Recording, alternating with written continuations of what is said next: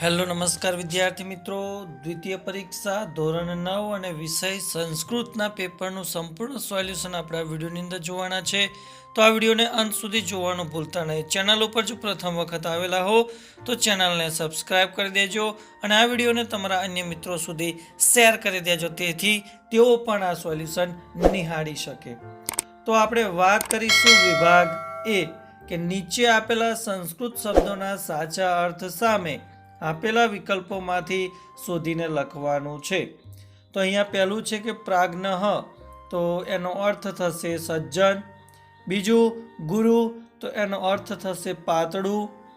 ત્યારબાદ નીચે આપેલા સંસ્કૃત શબ્દનો સમાનાર્થી સંસ્કૃત શબ્દ લખો. તો સરહ એટલે એનો અર્થ થશે બાનહ. નીચે આપેલા સંસ્કૃત શબ્દનો વિરોધી સંસ્કૃત શબ્દ લખો. તો ધર્મ, એનું વિરોધી થશે અધર્મ. ત્યારબાદ આગળ છે કે નીચે આપેલા શબ્દરૂપોમાંથી પુલ્લિંગ શબ્દ શોધીને લખો. તો પાંચમાની અંદર પરાપવાદ, છઠ્ઠાની અંદર બ્રહ્મા આવશે. આગળ કે નીચે આપેલા શબ્દરૂપોમાંથી સ્ત્રીલિંગ શબ્દ શોધીને લખો. તો સાતમાની અંદર પ્રસૂતિ અને આઠમાની અંદર વંચના આવશે.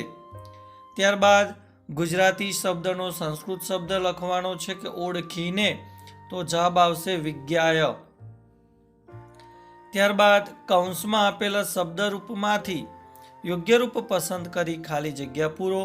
તો તત્કમિદાનીમ અશરણઃ શરણમ, ખાલી જગ્યા, તો અહીંયા આવશે વજ્રામી.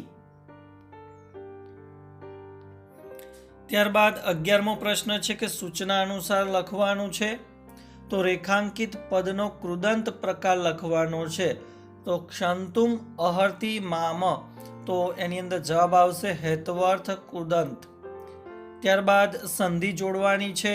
વિસ્તરેણ વત્તા અપી એટલે કે વિસ્તરેણ અપી થશે. ત્યારબાદ વિભાગ બી છે, એની અંદર જોઈએ તો નીચે આપેલા પ્રશ્નોના ઉત્તર ગુજરાતીમાં જ લખવાના છે. કોઈ પણ 3 લખવાના છે. 2 ગુણનો પ્રશ્ન છે. 12મો પ્રશ્ન છે કે ઈર્ષ્યાગ્રસ્ત માણસને કોનું શું ગમે છે. 13મું કે યુવક પોતાને ઘટ પંડિત શા માટે માને છે. 14મું વેદો અને ઉપવેદો કેટલા છે. 15મો પ્રશ્ન કે પ્રવેશ માટે સંન્યાસી દ્વારપાળને કઈ લાલચ આપે છે. 16મો પ્રશ્ન કે સકારે શેનું ફળ ભોગવવાનું છે. ત્યારબાદ નીચે આપેલા પ્રશ્નોના ઉત્તર ગુજરાતી ભાષામાં લખવાના, એ પણ કોઈ 3 છે. 17મું છે કે પાઠકના કેટલા ગુણ છે. 18મું છે કે આપત્તિમાં પણ કોની બુદ્ધિ વિચલિત થતી નથી. 19મું મિત્ર શા માટે શત્રુ થઈ જતો હોય છે. કવિ બાંધવ કોને માને છે. 5 અક્ષય નિધિ કયા કયા છે. તો આ દરેકે દરેક પ્રશ્નોના તમારે તૈયાર જવાબ કરી દેવાના છે. ત્યારબાદ વિભાગ સી છે કે નીચે આપેલો ગદ્યખંડ વાંચી પ્રશ્નોના ઉત્તર સંસ્કૃતમાં લખવાના છે. તો પહેલો પ્રશ્ન છે કે કીદર્શી વાણી સર્વાણમ સમાન રૂપેણ સંતોષયતી. તો જવાબ આવશે કે એવં વ્યવહારેપી પ્રવૃત્તા વાણી સર્વાણ સમાન રૂપેણ સંતોષયતી. બીજું છે સુદુર્લભા સર્વ મનોરમા કિમ. તો વસ્તુતઃ સુદુર્લભા સર્વ મનોરમા વાણી. ત્રીજો પ્રશ્ન છે કે સર્વે જનાઃ કીદર્ષાઃ ન ભવન્તિ. તો સર્વે અપી જના વિચક્ષણાઃ ન ભવન્તિ. અને અહીંયા કેચિત, તો પહેલી ખાલી જગ્યાની અંદર મંદાહ આવશે અને બીજી ખાલી જગ્યાની અંદર અજ્ઞાહ એ શબ્દ આવશે. અને વ્યવહારે કિમ પરિત્યક્તવ્ય, તો એતાદશાણમ જનાના દ્રષ્ટવામ કિમ વ્યવહારે વાણી પ્રયોગઃ, તો અહીંયા વાણી પ્રયોગ એ જવાબ આવશે. ત્યારબાદ 23મો જે પ્રશ્ન છે કે નીચેના ગદ્યખંડનો ગુજરાતી ભાષામાં અનુવાદ કરો, કોઈ પણ એક છે. તો અહીંયા વિદ્યાર્થી મિત્રો જે ગદ્યખંડ આપેલો છે, ગદ્યખંડ આપણે જોઈ લેવાનો છે, પછી આપણે એનું ગુજરાતીમાં ભાષાંતર કરીશું. તો એની અંદર ટોટલ 3 જે ગદ્યખંડો છે એ ગદ્યખંડો પૂછવામાં આવ્યા છે. તો આ ત્રણેયનું આપણે સોલ્યુશન જોઈશું. ત્યારબાદ 24માની અંદર જોઈએ તો નાટ્યખંડનો ગુજરાતી ભાષામાં અનુવાદ કરવાનો છે. તો અહીંયા પણ 3 નાટ્યખંડ આપેલા છે, તો એનું પણ આપણે ગુજરાતી જોવાના છે. ત્યારબાદ 25મો પ્રશ્ન છે કે પદ્યખંડનો ગુજરાતી ભાષામાં અનુવાદ કરો.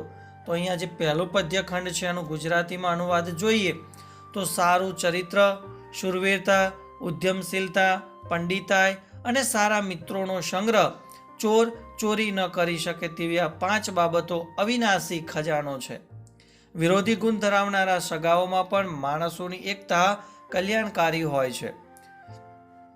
કુશંકાઓથી છૂટા પડેલા કુસ્કાઓથી છૂટા પડેલા ચોખાના દાણા ઉગતા નથી. ત્યારબાદ બીજો પદ્યખંડ છે એનું ગુજરાતી અનુવાદ જોઈએ તો પ્રેમના આવેગથી આળસુ શરીરવાળા લોકો જાડા એટલે કે ભારે વસ્ત્રો જલ્દી ત્યજીને સુગંધીદાર કાળા અગરુના ધૂપવાળા લાખના રસથી રંગાયેલા પાતળા ઝીણા વસ્ત્રો ધારણ કરે છે. ત્યારબાદ ત્રીજું છે એનું પણ અનુવાદ આપણે જોઈ લઈએ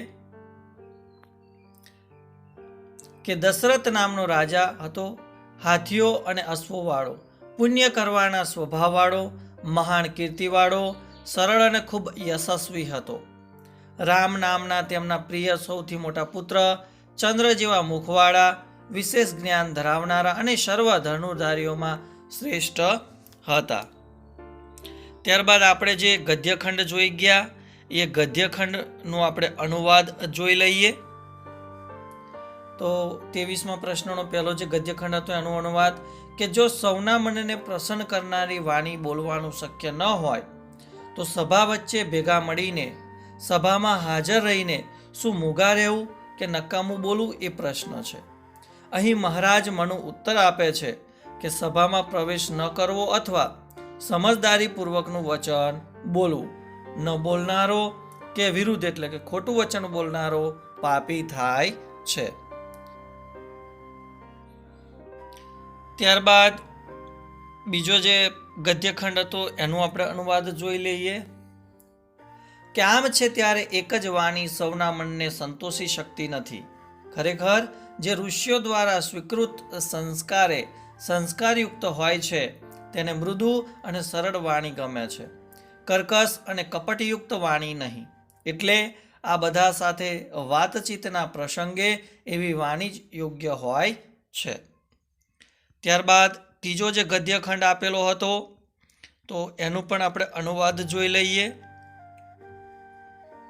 કે એમ જ કોઈ કાવ્યમાં રસ લે છે, કોઈ નાટકમાં, કોઈ કળા કારીગરીમાં અને કોઈ ગણિતમાં રસ લે છે. એવી જ રીતે કોઈને શૃંગાર રસ પ્રિય હોય છે, કોઈને વીરરસ, કોઈને કરુણ રસ અને કોઈને હાસ્ય રસ પ્રિય લાગે છે. ભાગ્યે જ કોઈકને બીભત્સ રસ પણ ગમે છે. એમ રુચિઓનું વૈવિધ્ય નક્કી હોય છે. ત્યારબાદ પ્રશ્ન 24 એની અંદર જોઈએ તો કે સર્વિલક એમ તો એને કૂતરાઓ વડે ખવડાવી દેવાય? ચારુદત્ત કહે છે ના, એને ઉપકારથી હણવો જોઈએ. ત્યારે સર્વિલક કહે છે કે વાહ આશ્ચર્ય, હું શું કરું, આપ શ્રી કહો. ત્યારે ચારુદત્ત કહે છે તો એને મુક્ત કરી દો. અને સર્વિલક કહે છે કે મુક્ત થઈ જા. ત્યારબાદ બીજો જે પેરેગ્રાફ હતો તો જોઈએ તો દ્વારપાળ કહે છે કે મહારાજ પ્રણામ કરું છું, પરંતુ પોતાની ઓળખાણ આપ્યા વગર કોઈ પણ અંદર પ્રવેશી શકે નહીં.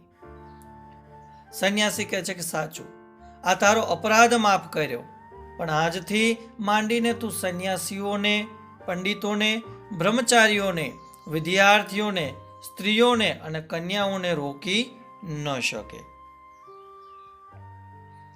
ત્યારબાદ ત્રીજો જોઈએ એમાં ચારુદત્ત કહે છે કે શું હું જે બોલું છું તે કરાય છે?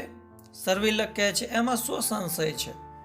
ત્યારે સકાર કહે છે કે માલિક ચારુદત્ત, હું શરણે આવેલું છું તો બચાવો, જે તમને યોગ્ય લાગે તે કરો, ફરીવાર હું એવું નહીં કરું. તો વિદ્યાર્થી મિત્રો, ધોરણ 9માં જે સંસ્કૃતનું પેપર એનું સંપૂર્ણ સોલ્યુશન આ વિડીયોની અંદર તમને આપ્યો. તો ચોક્કસથી વિડીયો ગમશે તો લાઈક કરજો, શેર કરજો અને આ વિડીયોને બને એટલો તમારા મિત્રો સુધી શેર કરજો. અને ચેનલ ઉપર જો પ્રથમ વખત આવેલા હો તો ચેનલને સબસ્ક્રાઈબ કરી બાજુમાં આપેલ બેલને પ્રેસ કરી દેજો. Thank you.